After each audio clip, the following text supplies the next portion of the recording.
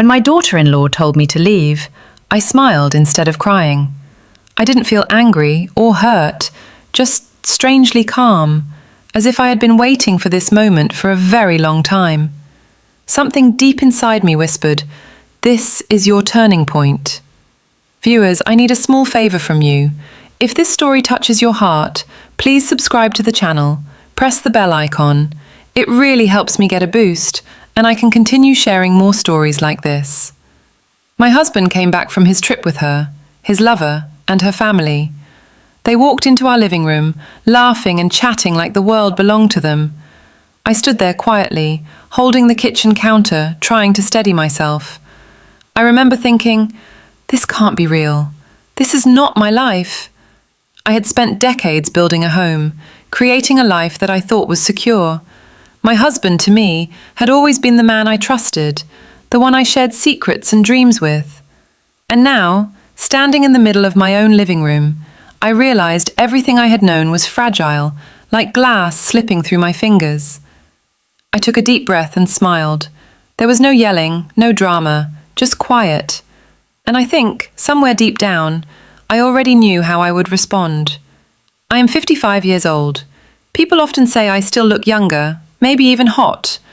I've been told I have a certain charm, a kind of elegance that doesn't fade easily. I've carried myself with confidence all my life, even when my heart has been broken more times than I can count. I live in a mid-sized city in the US, in a neighborhood where everyone knows each other. We had a modest home, nothing extravagant, but it was ours.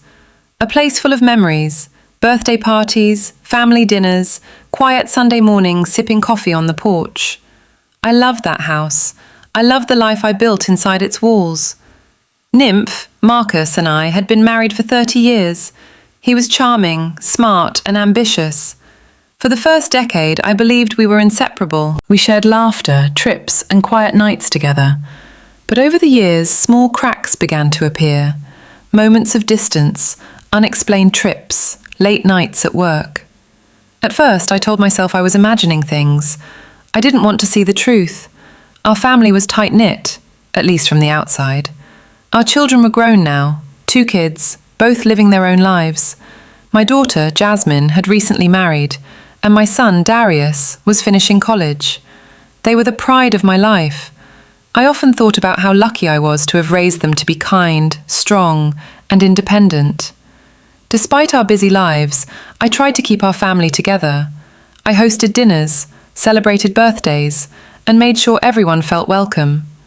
I thought love could survive anything if nurtured properly. But I was wrong. I would soon learn that love, sometimes, is only one side of the story. I remember the days before the revelation. Marcus had been distant for weeks. There were vague excuses about work, business trips, and meetings. I would see the occasional text on his phone, quickly hidden when I entered the room. Something in my gut told me something was wrong, but I kept telling myself, "He loves you. You've been together too long for this to matter." But deep down I knew. That sense of knowing is hard to describe. A cold knot in your stomach, a tension that refuses to leave your shoulders. I tried to ignore it, focus on the kids, my work, and my friends. I told myself I was imagining things. Then came that day. Kettle came back not alone, but with her. The woman I would later learn had been seeing him for months. She was younger, beautiful in that effortless way that makes men careless, and she had brought her family along. The audacity of it stunned me. They walked in laughing, exchanging greetings, and I just stood there, invisible in my own home. I could see the shock on Marcus's face. Not of regret, not of guilt, but of someone caught slightly off guard. I didn't cry. I didn't scream. I simply smiled. The kind of calm smile that surprises everyone because they expect despair. That evening I went to the kitchen and made tea. Marcus and his lover sat in the living room, drinking wine, talking as if I wasn't there. The house smelled familiar. The cinnamon from the tea, the faint lavender from my candle. But everything felt wrong. Every corner seemed to mock me. Every photograph, every memory, suddenly seemed like a lie. I thought about the past 30 years, the birthdays we celebrated, the vacations, the quiet Sunday mornings together. I remembered how he used to bring me flowers, just because, how he whispered silly things in my ear late at night. And now? He had traded it all for someone new, someone else. But here's the thing, I didn't feel powerless, not entirely. That night I made a decision. I would not beg, I would not cry on the floor, I would reclaim my strength quietly, calmly. And maybe, I thought, that is the kind of dignity life demands of us when we are broken in ways no one else can see. Over the next few days I observed them. I watched how he looked at her, how easily he laughed, how she seemed to take over the space that had once been mine. I felt sadness, yes, but also a strange sense of clarity. The life I had thought was stable, the man I had trusted, the home I had built, it was time to rethink all of it. Disappointments going through the house, room by room, touching objects, remembering moments. Each corner held a memory, each wall a story.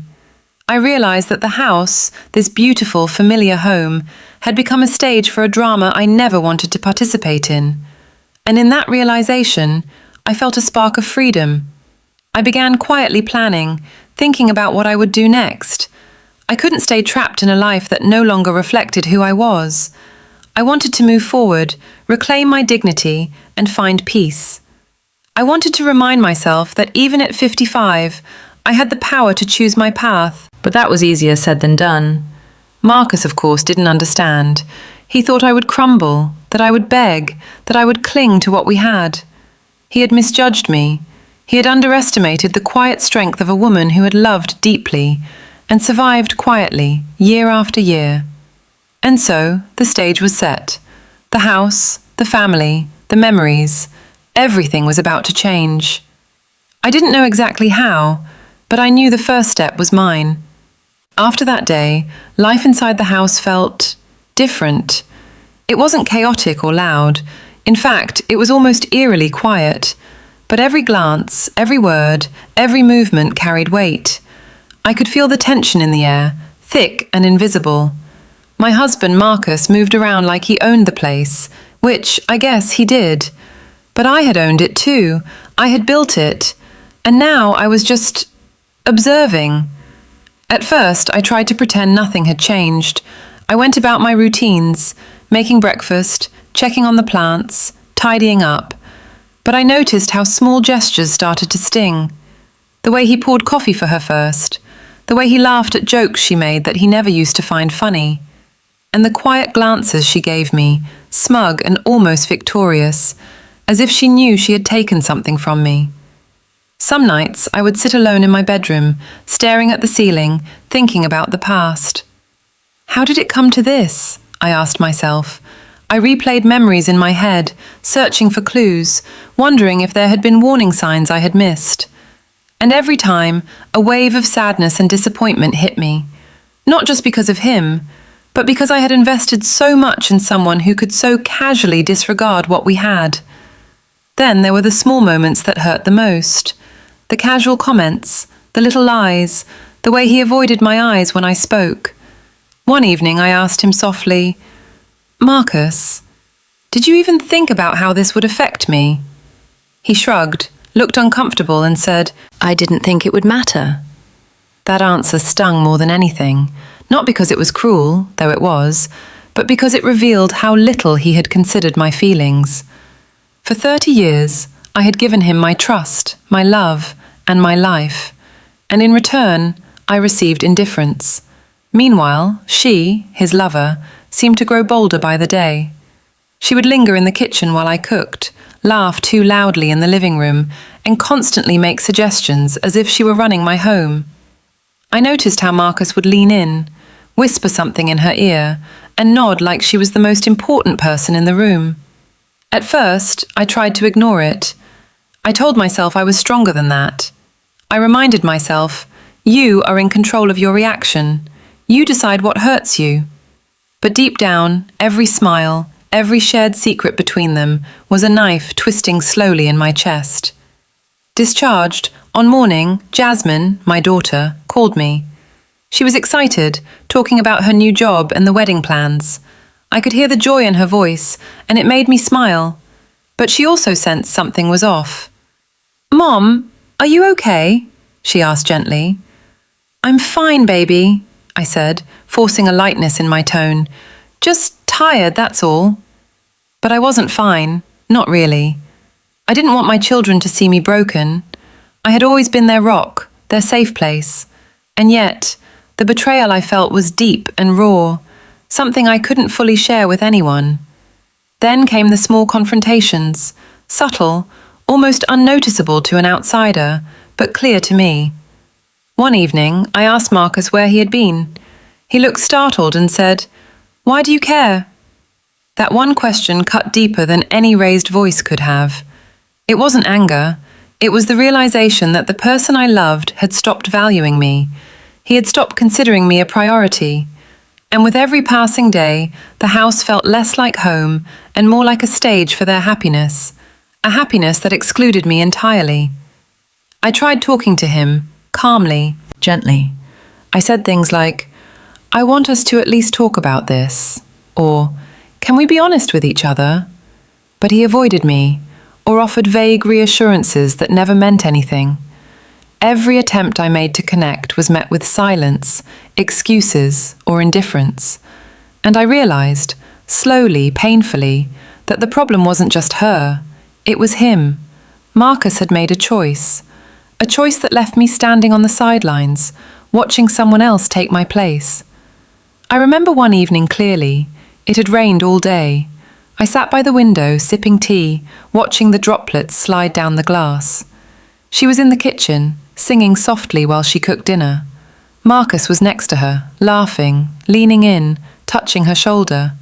The sight was unbearable. My chest ached, but I didn't cry. I didn't yell. I just sat there, quiet, observing. And then a thought hit me, a quiet, burning thought. Why should I stay here? I began thinking about the house, the life I had built, the memories embedded in every corner. It had been mine. It had been ours. And now it belonged to them, to the people who didn't care about me, who had come in and taken over what I had spent decades creating. That night I made a decision in my heart. I would not fight them. I would not plead or beg. But I would take control of my life. If they wanted to live here, enjoying my home and my memories, that was their choice, and I would make my own. The next few days were strange. I moved through the house, touching objects I had once cherished. I found old letters from Marcus, reminders of our early love, and I couldn't help but feel a pang of nostalgia mixed with sadness. But I also felt clarity. These objects, these memories belonged to me, and I had the right to decide what to do with them. Then came the small acts of defiance, quiet, almost invisible, but powerful to me. I rearranged the furniture slightly. I packed away some of our personal items. I started thinking seriously about selling the house. It wasn't just about money. It was about reclaiming control over my life. The tension between us grew. Marcus tried to argue with me once about moving certain items, about small household decisions. I calmly told him, "I'm done arguing about things that no longer matter. We need to face reality." He didn't understand. None of them did. But here's the thing. I didn't feel fear. Not anymore. There was sadness, yes, but also liberation. Every day that passed, I felt a little stronger, a little more certain that I could survive this, and even thrive. I began seeing myself not as a betrayed wife, but as a woman reclaiming her life. And yet, the emotional strain was real. There were nights I couldn't sleep, pacing the empty halls, listening to their laughter echo through the house. I would sit at the kitchen table, staring at the rain outside, thinking about what had been lost, what had been taken, and what I still had, my dignity, my memories, and the strength to move forward. It was during those nights that I started making a plan. I would not confront Marcus. I would not beg. I would quietly, calmly, reclaim my life. The house, as much as it had meant to me, was now a symbol of betrayal, and I would turn it into a symbol of freedom. Little did they know, the real turning point hadn't happened yet. It was still coming. And when it did, everything would change, for me, for Marcus, and for the woman who thought she had taken everything from me. The day everything changed began quietly, almost innocently. I woke up to sunlight spilling across the living room, the soft hum of a distant lawnmower outside. But the house didn't feel like mine. Not really. Every corner, every wall, every piece of furniture felt heavy with the presence of someone else, someone who had no respect for what I had built.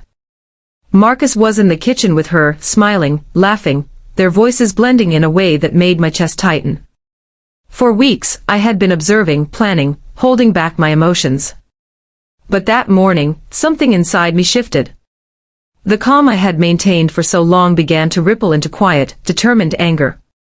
Not the loud kind, not screaming or yelling, just a deep, unwavering certainty that it was time to reclaim my life. I sat at the kitchen table with a cup of tea, pretending to read the newspaper. My eyes were on them. The way she leaned on the counter, the way Marcus's hand brushed hers, the ease with which they moved through my home, it made me realize something crucial. They didn't belong here. And yet they acted like they did. That morning, I made a choice. I would no longer be a passive observer. Later that day, Marcus mentioned something casually, as if it were unimportant. I was thinking, he said, maybe we could host a dinner for her family next weekend. It would be nice, right? I looked at him calmly, my voice steady. Marcus, we need to talk about this. About all of this. He frowned. What do you mean? I paused.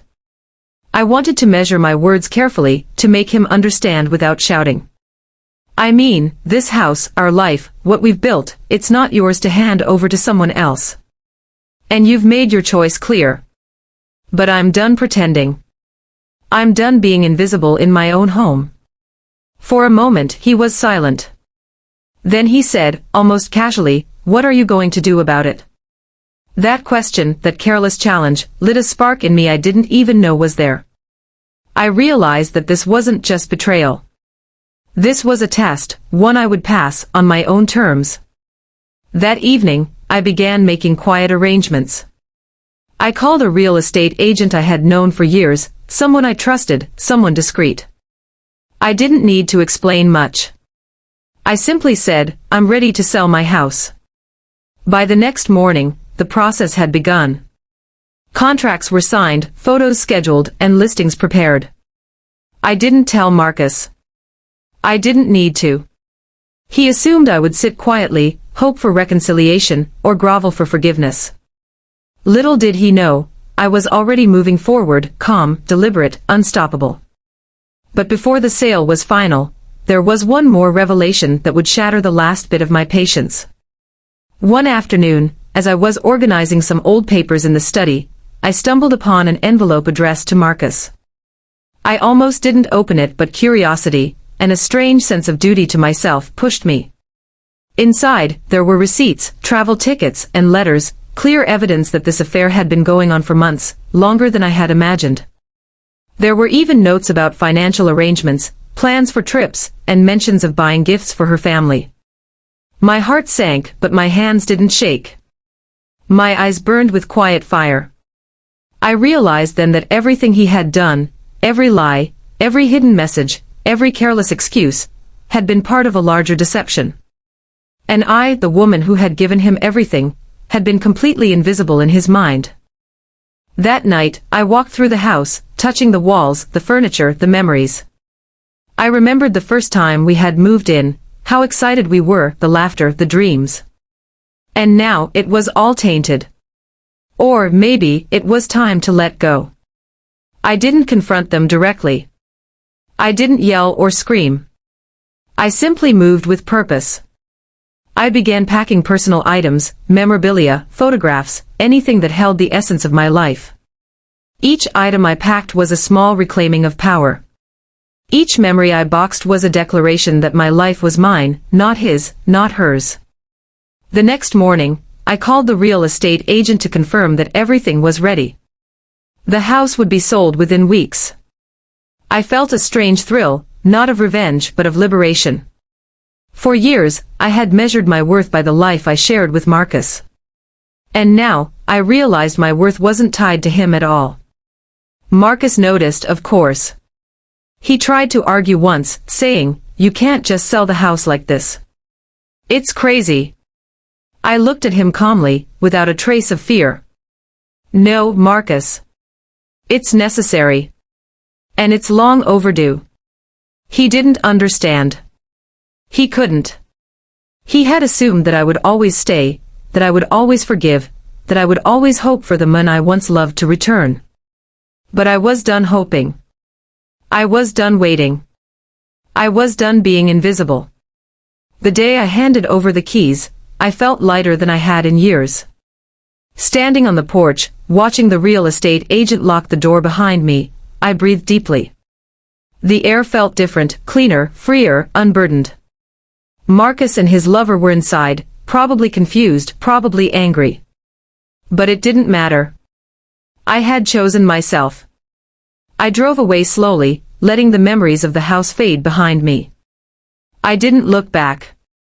I had learned something important, something that no betrayal, no affair, no stolen years could take from me. My life was mine to live, and no one could ever take that away. That night, in my new apartment, I poured a glass of wine and sat by the window, looking at the city lights. I felt a peace I hadn't known in decades. The pain of betrayal was still there, lingering like a shadow, but it was tempered by the quiet, powerful knowledge that I had reclaimed my dignity. I thought about Marcus, about the woman he had brought into our home, about the life that had been stolen from me. And I realized, this wasn't about revenge. This wasn't about proving a point. This was about me. About finding myself again. About understanding that even in the face of betrayal, I could stand tall, unshaken, and free. I sent a message to my children that evening, simply saying, "I'm okay. I've made choices that feel right. I love you, and I'm moving forward." Jasmine replied quickly, full of concern but also pride. Darius called and said nothing, just listened. And in their silence, I felt their support. I wasn't alone. By the end of the week, the house was officially sold. The keys changed hands. Marcus and his lover were left to navigate the walls that had once held our memories, but I had already stepped into a new chapter. One of freedom, self-respect, and quiet strength. And in that turning point, I learned the most important lesson of all: life will test you, betrayal will hurt you, but your dignity is yours to reclaim. You don't need permission to take back what's rightfully yours, not from anyone, not even from someone you loved. The weeks after I sold the house were quieter than I expected. At first it felt almost strange to wake up in a new apartment, in a space I had chosen entirely for myself. No reminders of betrayal, no echoes of laughter that wasn't meant for me, just a blank canvas, ready for me to fill with my own life. I spent the first few days unpacking slowly, deliberately. Every item I placed on a shelf, every picture I hung on the wall, was a statement: this is mine. This is my life. I chose colors that made me feel calm, soft lighting that soothed the soul, furniture that reflected who I had become. It was a small, quiet act, but it mattered more than I can explain. I also reconnected with myself. For years, I had put everyone else first: Marcus, the children, the family, the home. I had carried the weight of everyone else's happiness on my shoulders. And now, for the first time in decades, I could breathe. I could wake up in the morning and think about what I wanted, what made me happy, without guilt or hesitation. One evening, I stood by the window, looking out at the city lights below. The world felt vast and full of possibilities. I thought about Marcus, about the choices he had made, the pain he had caused. I realized something important. I didn't need closure from him. I didn't need apologies or explanations. I had my own power, my own strength, my own life. My children visited often. Jasmine brought her children over for dinner one night, laughing and chattering about school and friends. Darius stopped by with coffee, listening quietly as I talked about plans I had been dreaming of for years. They didn't lecture me or ask me to forgive, they simply supported me. Their love was steady, comforting, and unconditional. And in that love I found peace. I also began to embrace the freedom that comes with new beginnings. I started taking small trips, short drives to nearby towns, quiet weekends in nature, long walks through the city streets. I found joy in simple things, the way sunlight reflected on a puddle after rain, the laughter of strangers in a park, the smell of fresh bread from the local bakery. It was a reminder that life didn't have to be complicated to be beautiful. And then, slowly, I began to think about love again. Not the desperate, clinging kind, but a calm, measured love, the kind that respects me, values me, and sees me for who I truly am. I realized that being 55, having been hurt, didn't mean the end of my story. It was simply a new chapter. A chapter where I could be myself, unapologetically, and maybe, just maybe, open my heart again when the time felt right. There were moments, of course, when memories of Marcus and the house would surface. I would walk past a familiar street, or see a couple laughing in the park, and I would feel a flicker of sadness. But those feelings were soft now, tempered by the knowledge that I had chosen myself over betrayal, freedom over pain. I even started journaling. Every morning, I would write a few sentences about gratitude, about what I had learned, and what I wanted for the future. Writing became a kind of therapy, a way to process emotions without letting them overwhelm me. I reflected on my journey, from the pain of betrayal to the quiet strength of taking control, and I felt a deep sense of pride in myself. One afternoon, I received a message from an old friend. She had heard about what happened, and she simply said, "You are brave. You are strong. And you deserve all the happiness in the world." That message made me smile. It wasn't about sympathy or pity, it was about recognition. Recognition that I had survived, and I had thrived. I realized that life is rarely fair. People will hurt you, betray you, disappoint you. But the measure of a person isn't in how much they suffer, it's in how they respond. I could have stayed bitter, angry, or resentful. I could have let Marcus's choices define my life. But I chose differently. I chose to reclaim my story, to write the next chapter on my own terms. The most important lesson I learned through all of this is that self-respect is not negotiable. Happiness is not something to be given or taken, it's something we claim for ourselves. And freedom, true freedom, comes not from controlling others, but from taking ownership of your own life. As the months passed, I felt lighter, more alive, more myself than I had in years. I laughed more easily, slept more peacefully, and felt a quiet joy in simply existing. I even started dating casually, not because I needed someone to complete me, but because I wanted to share life with someone who could match my energy, my strength, and my spirit. And slowly, I understood something beautiful: the betrayal, the heartbreak, the stolen years, they didn't define me. They were a part of my journey, yes, but not the destination. The destination was here, in this moment, in the peace and freedom I had carved out for myself. One night, sitting by the window with a glass of wine, I thought about the house I had sold. I thought about Marcus and the life that could have been. And for the first time, I felt nothing but gratitude. Gratitude for my courage, gratitude for my children, gratitude for the chance to start over. I whispered to myself, softly, almost like a prayer, I am free. I am whole. I am enough. And in that quiet affirmation, I felt the last remnants of pain lift from my shoulders. Life continues as it always does. There are challenges, moments of doubt, and days that test our strength. But now, I face them with clarity and calm. I know who I am, what I want, and what I deserve. And I know that no one, no betrayal, no lover, no past life, can take that away from me. So, if you are listening to this story, remember this: life will test you. People may betray you. Dreams may crumble. But the power to reclaim your life, your dignity, your happiness, is always in your hands. Even at 55, even after heartbreak, even when the world seems unfair, you can rise. You can choose yourself. And that, my friends, is the greatest freedom of all.